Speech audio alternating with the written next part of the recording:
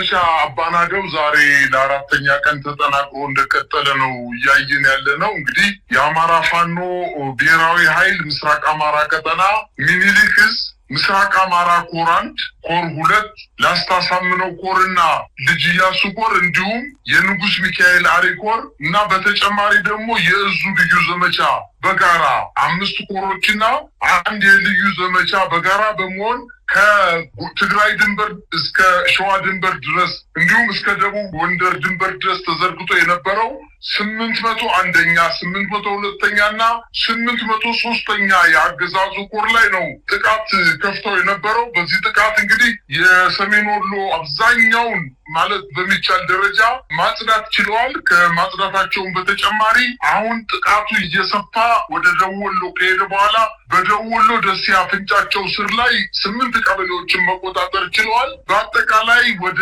ምዕራብ ወሎ ማጥቃት መጀመራቸው ነው ከሰዓት በኋላ የደረሰን መረጃ የሚያመላክተው። እንግዲህ አጠቃላይ ከፍተኛ ጉዳት የደረሰበት የአገዛዙ የፖለቲካ ካድሬዎች እና ወታደራዊ ጄኔራሎች በጸጥታ ካውንስል አማካኝነት የመሳሪያ ውጊያቸው ላይ በመሸነፋቸው ምንድነው ያደረጉት? ወስነው በአየር ላይ የሚደረጉ ማጥቃቶች እንዲሰነዘሩ ውሳኔ በወሰኑት መሰረት ዛሬ ንጋት ጀምሮ ከ10 ጊዜ በላይ በወልዲያ እና አካባቢዋ ድሮን እንደተጣለና ምንጮቻችን እንደዘገቡት በተለይ 3ቱን ሳንቃ ጤና ጣቢያ ላይ የጣለ ሲሆን 2 ጤና ጣቢያዎችን ሕክምና መስጫ ክፍሎች ላይ ደግሞ አርፎ ሕክምና ሲከታተሉ የነበሩ ንጹሃንና በውስጡ ሕክምና ሲሰጡ የነበሩ የሐኪሞች ላይ ከፍተኛ ጉዳት እንደደረሰ ነው መገንዘብ የቻልነው። ምንጮቻችን አክለው በርካታ ሌሎች የድሮን ጥቃቶች እየተደረጉ ሲሆን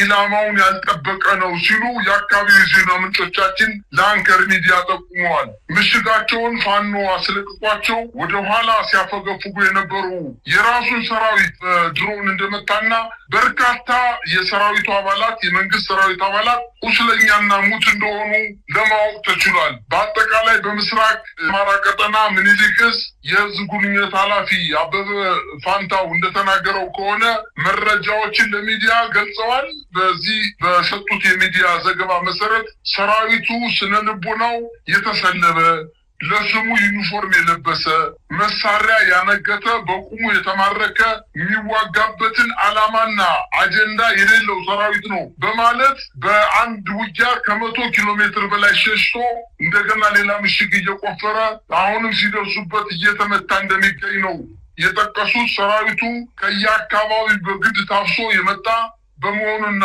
የመዋጋት ስነልቦና የሌለው ወደ ቤተሰቡ መሄድ የሚፈልግ ኃይል በመሆኑ አጋጣሚውን ተጠቅሞ እየተበተነ እንደሚገኝ ነው የጠቀሱት። ከሜካናይዝድ እስከ ነፍስ ወከፍ የጦር መሳሪያ ምርኮ የሆነ ሲሆን እስከ 20 የሚደርሱ የሰራዊቱና የካድሬ ተሽከርካሪዎች እና መኪኖች በቁጥጥራቸው ስር ማስገባታቸውን ጠቅሰዋል። በሰሜን ምዕራብ ዕዝ የነበሩ 61ኛ 65ኛና 12ኛ እና ሌሎችም ክፍለ ጦሮች ከውጊያ ካርታ መሰረዛቸውንና ሙሉ በሙሉ መበተናቸውን አያይዘው ጠቅሰዋል።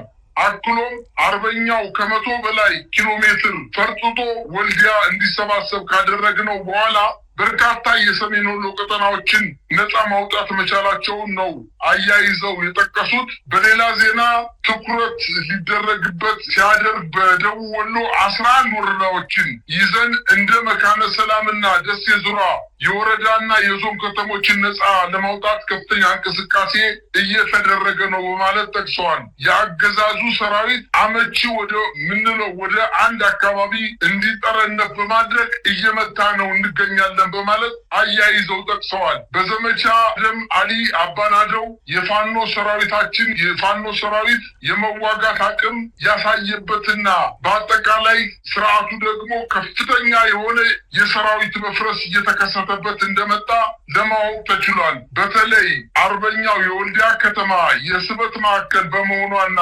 ከተማዋን ላለመልቀቅ ከ10 በላይ ድሮን በጤና ጣቢያዎች ላይ እየተኮሰ ንጹሃንን መግደል መቻሉንና ይህ ስርዓቱን መሸነፍ የሚያሳየው ያለ ኢላማ በጤና ጣቢያዎችና በመንግስት ተቋማት ላይ ከፍተኛ የሆነ የህዝብ እልቂት እንዲፈጸም ለማድረግ አሁንም ቆርጦት እንደተነሳ ማሳያዎች ይጠቁማሉ። በአጠቃላይ ግን በተለይ በደቡብ ወሎ ቀጠና በደሴ አቅራቢያ 8 የደሴ ከተማ አስተዳደር የከተማ አስተዳደሩ ቀበሌዎችን በፋኖ ቁጥጥር ስር ካደረጉ በኋላ ከደሴ ከተማ ወደ ምዕራብ አቅጣጫ በሚወስደው ወይንም ከጎጃም ጋር በሚያገናኘው ወይንም ከምዕራብ ቀጠና ተብሎ ከሚጠቀሱት ከተሞች ውስጥ መካነ ሰላም የምትባለውን ከተማ በቁጥጥራቸው ስር ማድረጋቸውና በተደረገው ውጊያም አንድ ኮሎኔል ሀብታሙ አሰፋ የተባለ ኮሎኔል በመካነ ሰላም ከተማ መማረኩንና የጎጃምና የወሎ ፋኖች በጋራ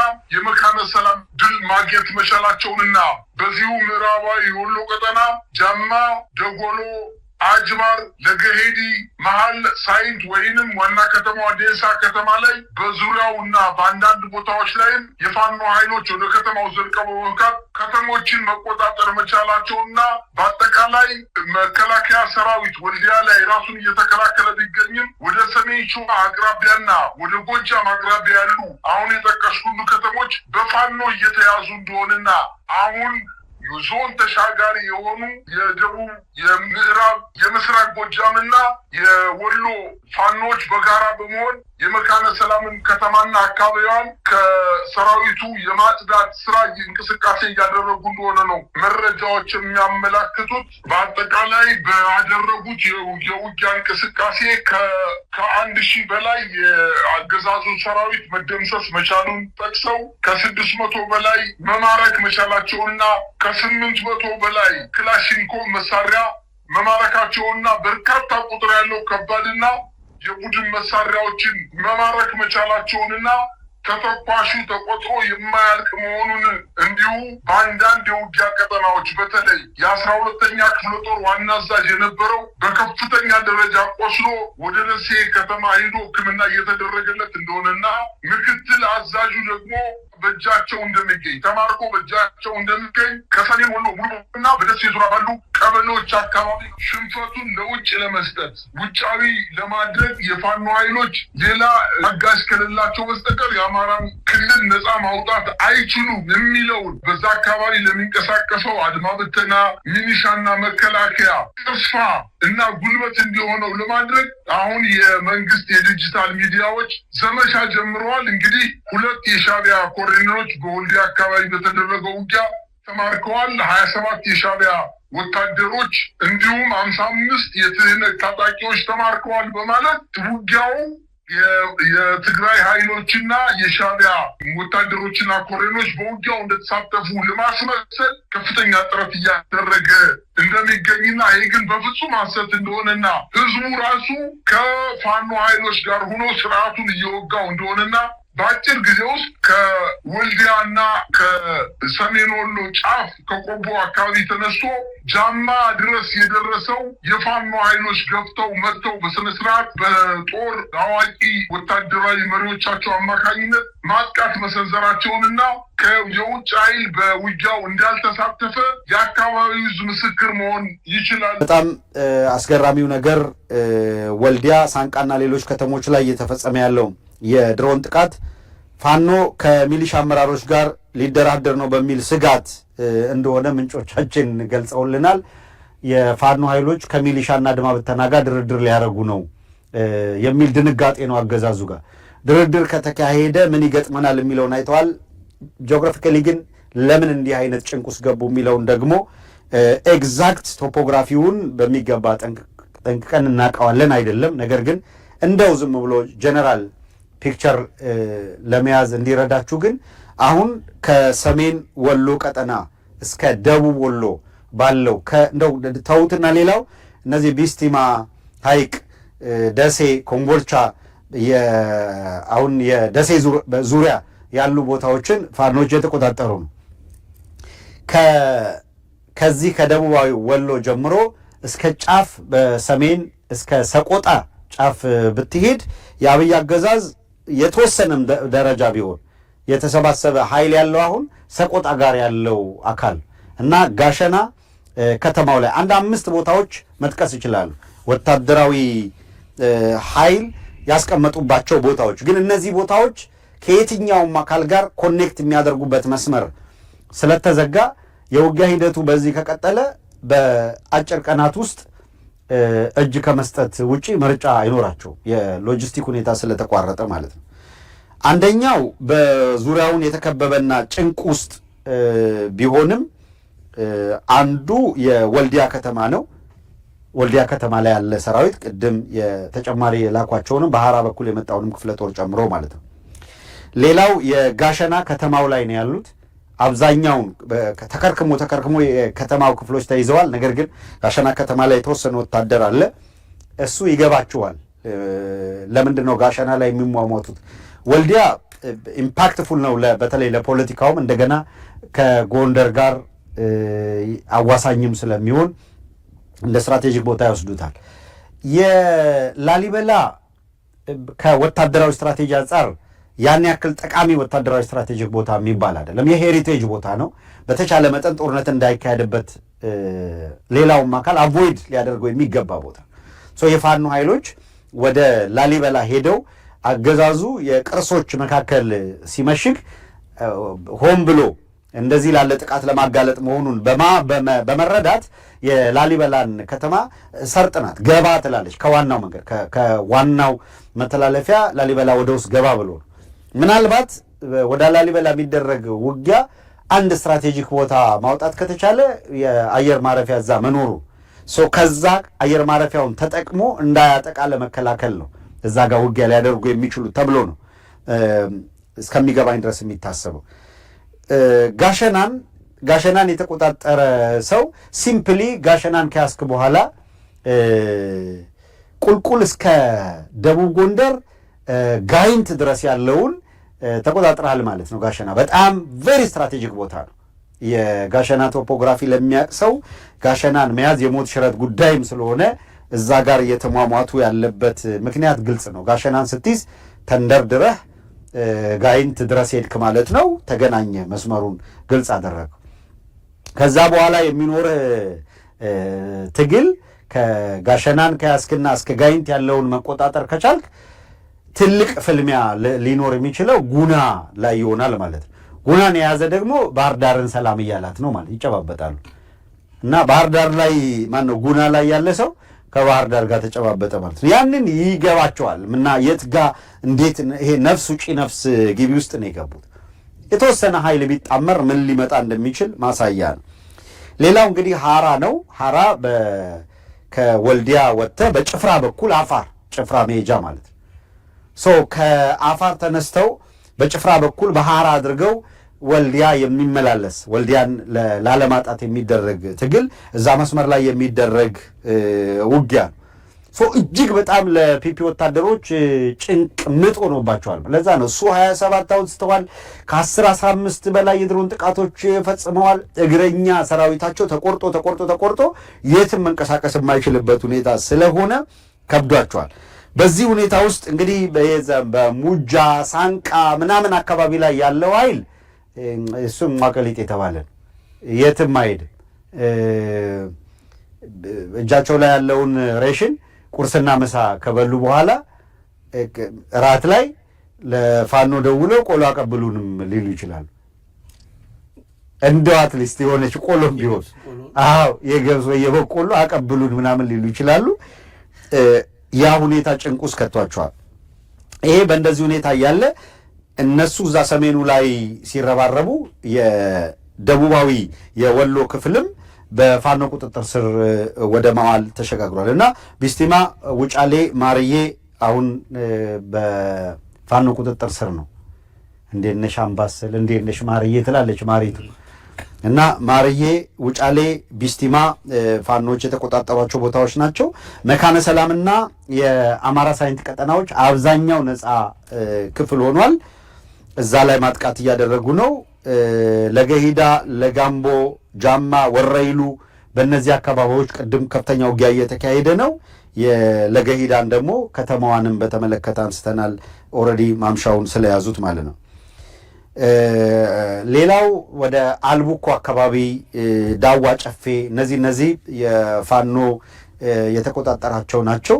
ስለዚህ አገዛዙ የሰቆጣውና የላሊበላው ኃይል በጣም እጅግ አጣብቂኝ ውስጥ ሆኖ መውጣት እንዳልቻለ ስለተረዳ እየተርበተበቱ ያለው ለዛ ነው። ሌላ ቦታ አጥቅተው እዛ ለማስከፈት ማለት ነው። ምክንያቱም የሰቆጣውም ላሊበላ ያለውም ኃይል ምንም ተጎርዶ የተቀመጠ ስለሆነ እየተታኮሰ እንኳን መውጣት አይችልም ነው የሚሉት ወታደራዊ ሙያ ያላቸው አካላት። ከዛ ሁኔታ እና ይሄ ሁኔታ በተቀናጀ ሁኔታ ከቀጠለ ነገሮች ያከትምላቸዋል። 2 ሙሉ ክፍለ ጦር እንግዲህ ተደምስሷል። 12ኛና 61ኛ ክፍለ ጦር 3 ሆነዋል። ዘውዱ በላይ፣ አሰፋ ችኩልና ዘውዱ ሰጣርጌ እነዚህ አካላት ናቸው እዛ ጋር እየተንደፋደፉ ያሉት። ይሄንን ሁኔታም በቅርብ ርቀት ምንድነው እየተካሄደ ያለው የሚለውን እየተከታተልን የሚገኘው ከአድማ ብተናና ሚሊሻ እንዲሁም ከመካከለኛው የመከላከያ መስመራዊ መኮንኖች ጋር የፋኖ ግንኙነት ፈጥሮ ሰራዊቱን እያፈረሰ ነው በሚል ከፍተኛ ድንጋጤ ውስጥ የገባው የፒፒ አገዛዝ የራሱ ጥምር ጦር የሚዋጋበትን ቀጠና ጨምሮ ተከታታይ የድሮን ጥቃት ፈጽሟል። የድሮን ጥቃት የፈጸመባቸው ቦታዎች ኢቭን የራሳቸው ሰራዊት ያሉባቸው ቦታዎች ናቸው። ይሄም ጭካኔ ውስጥ መግባቱና ሲደናገጡ የሚወስዱትን እርምጃ የሚያሳይ ነው። በነገራችን ላይ ይህንን የውጊያ ሂደት የሚከታተሉ በአጎራባችም ያሉ ሌሎችም አካላት ምን ያህል እንግዲህ የወላለቀ ስርዓት እንዳለ እየታዘቡ ያለበት ሁኔታ ነው የሚታይ።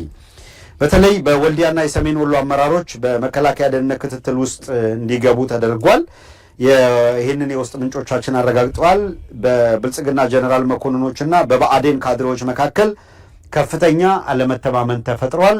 የብአዴን መዋቅር ክዶናል የሚል እንቅስቃሴ ውስጥ እና ጥርጣሬ ውስጥ መግባታቸውን ስናነሳ ነበረ። የፋኖ ኃይሎች በወሎ ቤት አማራ ሰማይ ስር እያስመዘገቡ ያለው ድል ከባህር ዳር እስከ አዲስ አበባ የአገዛዙን ኃይሎች ጭንቅ ውስጥ እየከተተን ነው። ተጨባጭም ለውጥ የመጣበት ነው። ሌላኛው የግንባር መረጃ በምዕራብ ወሎ ቀደም ሳነሳው የነበረው ከአማራ ሳይንት ቀጠና ያለው የፋኖ ኃይል ነው። እነዚህ የብልጽግና ጀነራል መኮንኖች በከፍተኛ ሁኔታ ጭንቅ ውስጥ እንዲገቡ አድርጋቸዋል። በየአቅጣጫው ውጊያው ተጠናክሮ ስለሄደ ማለት ነው። ስለዚህ የብልጽግና በአሁኑ ወቅት ወልዲያ ያለውን እንኳን ሰፋ ያለ ውጊያ መቋቋም አቅቶት በአየር ኃይል ነው ራሱን ለማትረፍ እየተሯሯጠ ያለው። በመሆኑም አገዛዙ ወልዲያን ላለመልቀቅ በከተማ ውስጥ የሚገኙ ታላላቅ የሃይማኖት አባቶችን፣ ታዋቂ ግለሰቦችን፣ ተጽዕኖ ፈጣሪ ሰዎችን መርጦ እነዛን ላይ ግድያ በመፈጸም የውጊያ ትኩረት አቅጣጫ ለማስቀየስ አቅጣጫ ለማሳት እያሴረ ነው። ይህንን የውስጥ ምንጮች አረጋግጠዋል። ስለዚህ የታዋቂ የሆኑ የሃይማኖት አባቶች በእስልምናም በክርስትናም ያሉ ታዋቂ ግለሰቦች ወዘተረፈ የጥቃት ኢላማ በማድረግ አጠቃላይ እዛ ያለው ሁኔታ እንዲቀየር ለማድረግ ነው እየሰሩ ያሉ። ስለዚህ በተቻለ መጠን የሃይማኖት አባቶች፣ ሼኮች፣ ጳጳሳት ወዘተረፈ የካድሬነት ተልእኮ ይዛችሁ ወደዛ አካባቢ ባትንቀሳቀሱ፣ የህዝባችሁን አደጋ ላይ ባጥሉት፣ እናንተም እንዲህ ላለው ደም መፋሰስ ምክንያት ባትሆኑ ጥሩ ነው። ሌሎቹ ግን በዛ በትግል ስምሪት ላይ ያሉ ደግሞ በማናቸውም መልኩ የሃይማኖት አባቶች ወዘተረፈ ኢቭን ፖለቲካዊ ስራ እየሰሩ ቢሆን እንኳን በዚህ ወቅት እነሱን ሲቪሊያን የሆኑትን ታርጌት ያደረገ እንቅስቃሴ ማድረግ በጣም አስቸጋሪ ነው። አንዳንዶች በማህበራዊ ሚዲያ እንደዚህ አይነት ቅስቀሳ ሲያደርጉ አይተናል። ይህ ትክክል አይደለም። የበለጠ የትግሉን ሂደት አደጋና ቅርቃር ውስጥ የሚከት ስራ ላለመስራት መጠንቀቅ ያስፈልጋል። ውጊያውን በውጊያ ሜዳ ላይ ከማድረግ የዘለለ ሲቪሊያን ቦታ ላይ ጥንቃቄ ማድረግ ነው።